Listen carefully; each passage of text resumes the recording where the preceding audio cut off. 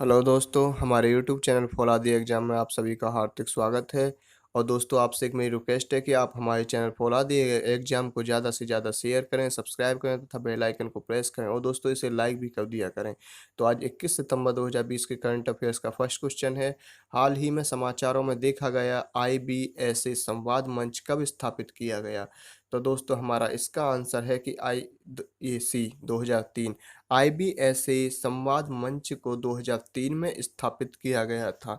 अब दोस्तों, ये IBSA संवाद मंच जो है ये भारत, ब्राज़ील और दक्षिण अफ्रीका का एक त्रिपक्षीय वार्ता मंच है। इसकी स्थापना अंतर्राष्ट्रीय सहयोग को बढ़ावा देने के लिए की गई थी।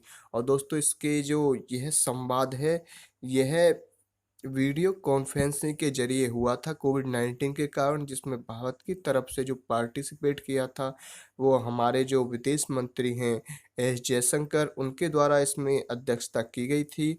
और दोस्तों, इस बैठक में मंत्रियों ने शांति, आतंकवाद का मुकाबला तथा सतत विकास, जलवायु परिवर्तन आदि विचारों का आदान प्रदान किया था। तो दोस्तों, ये जो IBSA संवाद मंच हुआ था, इसकी फुल फॉर्म है इंडिया, ब्राज़ील और साउथ अफ्रीका। और दोस्तों, इसकी स्थापना जो हुई थी वो 6 जून 2003 को हुई थी। और ये आतंकवाद, सतत विकास लक्ष्यों आदि पर इसके लिए किया गया था। दोस्तों, इसी के साथ हमारा आज का सेकंड क्वेश्चन है। हाल ही में समाचारों में देखा गया है गिलगित बाल्टिस्तान निम्नलिखित में से किसके साथ अपनी सीमा साझा नहीं करता है? तो दोस्तों, इसका आंसर है हमारा ए, अक्साई चीन के साथ। तो ये गिलगिट बाल्टिस्तान जो है ये अक्साई चीन के साथ अपनी सीमा साझा नहीं करता है। और ये आज़ाद कश्मीर, सिजियांग, वाखान कॉरिडोर, जबकि ये 3 ऑप्शन जो हैं इनके साथ अपनी सीमा साझा करता है, जबकि अक्साई चीन के साथ ही अपनी सीमा साझा नहीं करता है। तो पाकिस्तान सरकार ने गिलगित बाल्टिस्तान क्षेत्र को एक पूर्ण प्रांत का दर्जा देने का फैसला किया है। अब यह एक स्वायत्त क्षेत्र है और बलूचिस्तान, खैबर पख्तूनवा, पंजाब और सिंध के बाद देश का 5वां प्रांत बन जाएगा। यह एक अक्साई चीन के साथ अपनी सीमा साझा नहीं करता है। यह ऐसा क्षेत्र है गिलगिट बाल्टिस्तान जो कि अक्साई चीन के साथ अपनी सीमा साझा नहीं करता। इसी के साथ हमारा आज का नेक्स्ट थर्ड क्वेश्चन है। भू स्थानिक सहयोग के लिए बुनियादी विनिमय तथा सहयोग समझौते पर भारत और किसके बीच एक समझौता होगा? तो दोस्तों, ये इसका आंसर जो है हमारा ये है डी, अमेरिका। तो भू स्थानिक सहयोग के लिए बुनियादी विनिमय तथा सहयोग समझौते पर भारत और अमेरिका के बीच समझौता होगा। और दोस्तों, अमेरिका द्वारा भारत अमेरिका की आगामी 2+2 मंत्री स्तरीय वार्ता के दौरान दोनों देशों के बीच भू-स्थानिक सहयोग के लिए इच्छा जाहिर की। और इसका महत्व क्या है? यह भारत को स्वचालित हार्डवेयर सिस्टम और हथियार जैसे क्रूज और बैलिस्टिक मिसाइलों के सटीक हमले के लिए अमेरिका भू-स्थानिक मानचित्रों का उपयोग करने की अनुमति प्रदान करेगा। तो अमेरिका की कैपिटल क्या है? Washington DC. इसके प्रेसिडेंट हैं डोनाल्ड ट्रंप। और दोस्तों, अमेरिका का जो लार्जेस्ट सिटी है वो है न्यूयॉर्क सिटी। तो इसी के साथ हमारा आज का नेक्स्ट फोर्थ नंबर का क्वेश्चन है कि हाल ही में निम्नलिखित में से किस भारतीय नौसेना के विमान वाहक को नष्ट कर दिया गया है?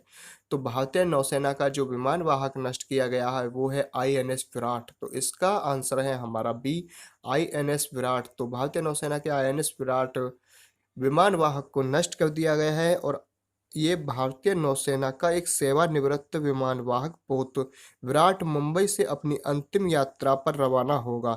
इसे गुजरात के भावनगर स्थित अलंग ले जाया जा रहा है, क्योंकि वहां दुनिया के सबसे बड़े शिप ब्रेकिंग यार्ड में इसे नष्ट कर दिया जाएगा।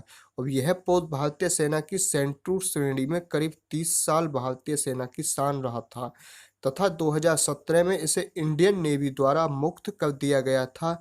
INS विक्रमादित्य को 2013 में कमीशन किए जाने के बाद, मतलब जब 2013 17 में, सॉरी 13 में जब इसको INS विक्रमादित्य को कमीशन कर लिया गया तो इसे अब रिटायर कर दिया गया। तो इसी के साथ हमारा आज का फिफ्थ नंबर का नेक्स्ट क्वेश्चन है। हाल ही में किसके द्वारा भारतीय राष्ट्रीय अंतरिक्ष संवर्धन और प्राधिकरण केंद्र की स्थापना की गई है? तो दोस्तों, इसका आंसर है हमारा ए, अंतरिक्ष विभाग। तो अंतरिक्ष विभाग के द्वारा भारतीय राष्ट्रीय अंतरिक्ष संवर्धन और प्राधिकरण केंद्र की स्थापना की गई है।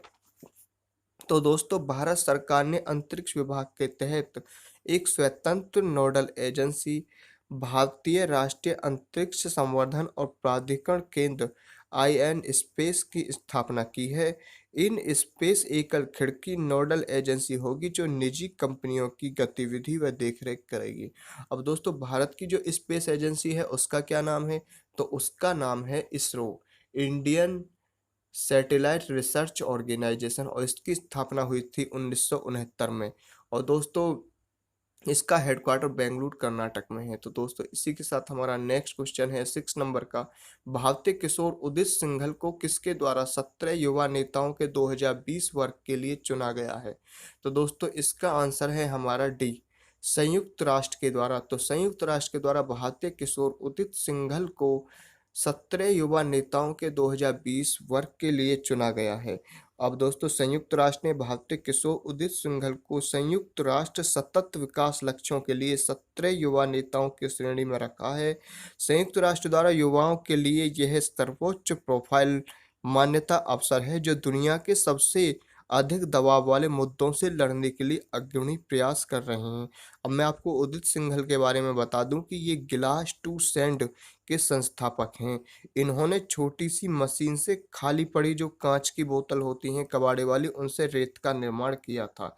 अब दोस्तों, संयुक्त राष्ट्र की स्थापना 24 अक्टूबर 1945 में हुई थी। इसका हेडक्वार्टर सैन फ्रांसिस्को में। इसके सेक्रेटरी जनरल हैं एंटोनियो गुटेरस। इसी के साथ हमारे नेक्स्ट 7 नंबर का क्वेश्चन है, एशिया गेम चेंजर अवार्ड 2020 से किसे सम्मानित किया गया है? तो दोस्तों, इसका आंसर है हमारा सी, सैफ विकास खन्ना। तो सैफ विकास खन्ना को एशिया गेम चेंजर अवार्ड 2020 से सम्मानित किया गया है।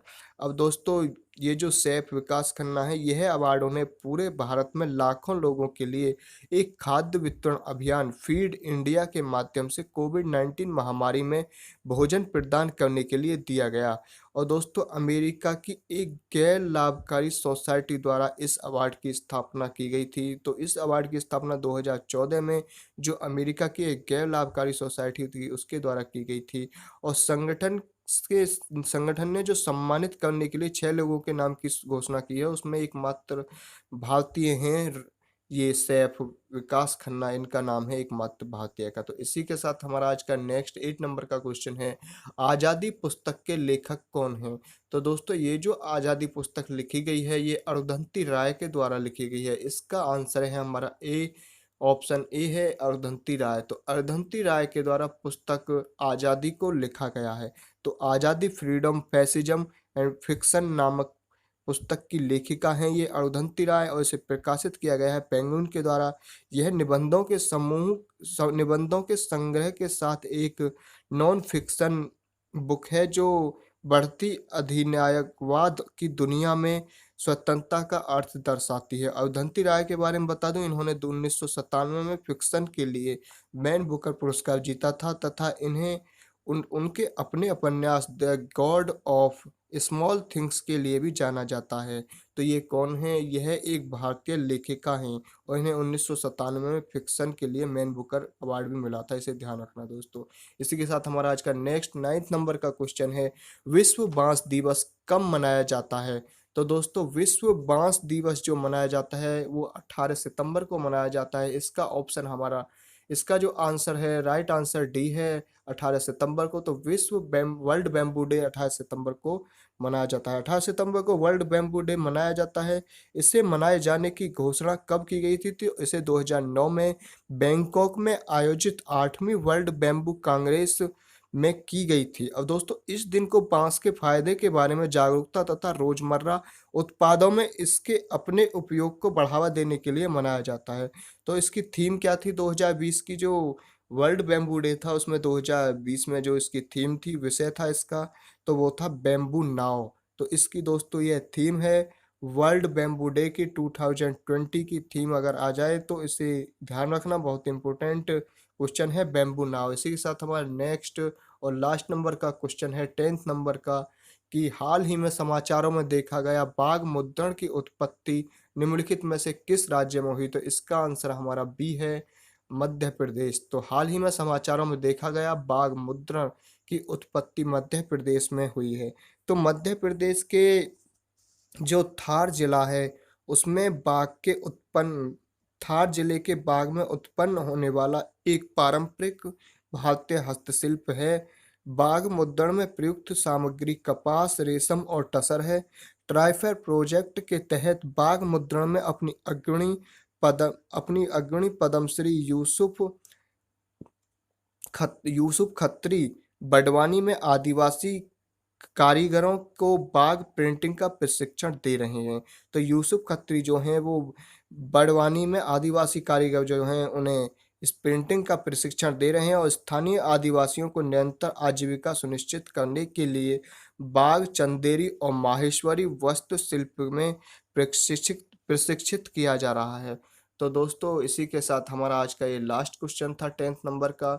तो दोस्तों आपसे एक मेरी रिक्वेस्ट है कि आप हमारे चैनल फौलादी एग्जाम को ज़्यादा से ज़्यादा शेयर करें, सब्सक्राइब करें तथा बेल आइकन को प्रेस करें और दोस्तों इसे लाइक भी कर दिया करें। तो दोस्तों आप हमसे खबरी पर भी जुड़ सकते हैं, खबरी एप्लीकेशन डाउनलोड करके उस पर फौलादी एग्जाम